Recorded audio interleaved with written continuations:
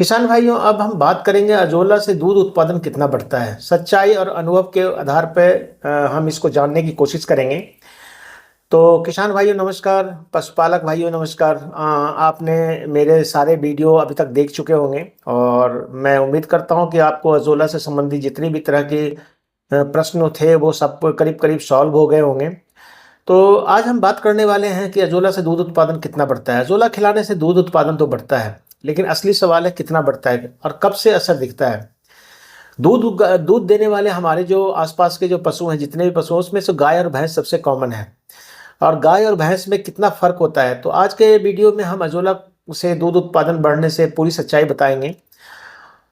दूध क्यों बढ़ता है? दूध उत्पादन तीन चीज़ों पर निर्भर करता है, या तो प्रोटीन पे और मिनरल्स जैसे कैल्शियम वगैरह हम डालते हैं, और पाचन शक्ति। अजोला में क्या होता है, अगर प्रोटीन की बात करें तो 20 से 25% प्रोटीन होता है इसमें। मिनरल की बात करें तो इसमें कैल्शियम होता है, फास्फोरस होता है।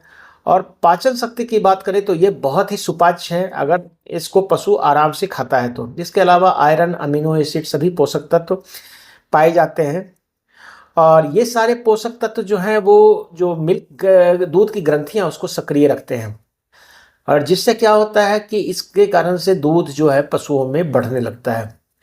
गाय में अजोला से दूध कितना बढ़ता है, अगर इसकी बात करें तो देसी गाय में हमने देखा है कि पहले दूध अगर 6 से 8 लीटर था, तो अजोला देने के बाद 10 से 15 से 20 दिनों के बाद आधा से 1.5 लीटर तक प्रतिदिन की बढ़ोतरी हो जाती है।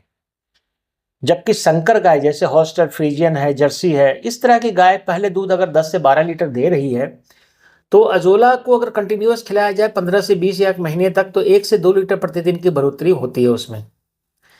यानी कि 10 से 20% तक दूध उत्पादन बढ़ता है अगर अजोला सही मात्रा में हमारे दुधारू पशुओं को दिया जाए। भैंस में अजोला से दूध कितना बढ़ता है, अगर इसकी बात करें तो सामान्य भैंस में अगर हम जो हमारे लोकल भैंस जो होते हैं उसमें पहले दूध अगर 5, 6 से 7 लीटर था, तो 20-25 दिन के बाद इसमें 1 से 2 लीटर तक की बढ़ोतरी देखी जाती है। जबकि जो अधिक दूध देने वाली भैंस है, अगर वो उसका दूध वो 8 से 10 लीटर दूध दे रही है, तो अजोला खिलाने के 20 से 25 दिन बाद करीब 1.5 से 2.5 लीटर तक दूध की वृद्धि तक देखी जाएगी है। तो भैंस में भी ये दूध बढ़ाता है, और जो इसका फैट परसेंटेज है जो भी बेहतर होता है, जिससे आपको मार्केट में प्राइस भी अच्छा मिलता है।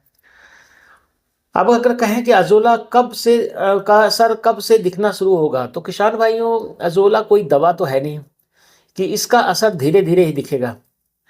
जैसे 7 दिन में पाचन बेहतर हो जाएगा, 10 से 15 दिन अगर देंगे, पशु को लगातार खिलाएंगे, तो दूध में हल्की बढ़ोतरी देखने को मिलेगी। और 20 से 30 दिन तक अगर अजोला अपने पूरी क्षमता के अनुसार उसको खिलाया जाए, जितना उसकी रिक्वायरमेंट है, जितना हमको रिकमेंड किया गया देने के लिए, तो पूरा असर दिखाई देने लगता है। तो जो किसान 2-3 दिन में रिजल्ट चाहते हैं उन्हें उन्हें तो निराशा लग सकती है, लेकिन ये एक लंबा प्रोसेस है, पशु के स्वास्थ्य से संबंधित, पशु के दूध उत्पादन से संबंधित। तो इसको लगातार ही खिलाना चाहिए बिना रुके टुके। दूध बनाने का सही तरीका अगर आप जानना चाहते हैं, तो अगर आप चाहते हैं कि दूध जरूर बढ़े और दूध की मात्रा बढ़े, दूध का क्वालिटी भी बढ़े, तो अजोला हमेशा भूसा या हरा चारा या दाने के साथ अवश्य दें। सुबह दें या शाम में दें, दोपहर में ना दें, 2 टाइम दे सकते हैं या 1 टाइम दें। अचानक अजोला की मात्रा को ना बढ़ाएं, बिल्कुल थोड़ी थोड़ी मात्रा करके इसको 10 दिन के बाद ही पूरी मात्रा देना शुरू करें। अजोला हर समय साफ और ताज़ा ही अजोला खिलाएं, ये ज़्यादा फायदा करता है। अकेला अगर अजोला सिर्फ देंगे तो उससे पूरा फायदा नहीं मिलेगा। इसलिए ये मत सोचे कि फीड बिल्कुल हमने बंद कर देना है, उसकी मात्रा को घटानी है। जो फीड आपका, जो क्वांटिटी आपका 15 दिन चलता था, वो 1 महीना उसको चलाइए, और साथ में अजोला को आप इसमें सम्मिलित कीजिए। तो अगर दूध नहीं बढ़ रहा है तो कई बार ऐसा हो सकता है कि किसान कहता है कि मैं खिला तो रहा हूँ बट हमारा दूध नहीं बढ़ रहा पशु का, या कुछ कारण हो सकता है। तो इसमें एक कारण ये भी हो सकता है कि अगर आप गंदा या सड़ा हुआ अजोला खिलाएंगे तो ये समस्या आ सकती है।